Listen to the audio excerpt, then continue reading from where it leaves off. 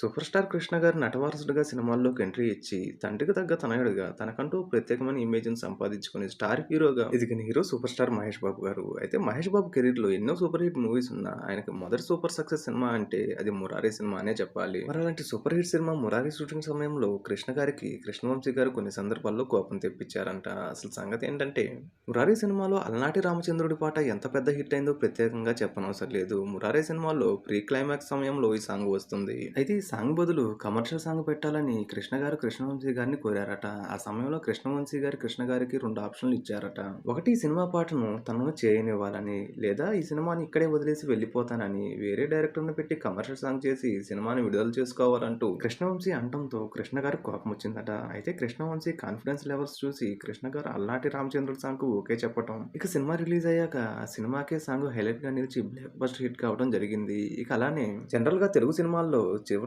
క్లైమాక్స్‌లో hero విలన్ని కొట్టిపడేయటం, fight ఉండటం అనేది కామన్. అయితే అలానే 'మురారి' సినిమాలో కూడా క్లైమాక్స్‌లో ఒక మంచి ఫైట్ పెట్టమని కృష్ణ గారు అడిగితే, దానికి కృష్ణవంశీ స్టోరీ ప్రకారం అయితే ఇక్కడ ఫైట్ పెట్టకూడదు సార్. నార్మల్‌గా ఆ సినిమాని ముగించేద్దామని చెప్పారట.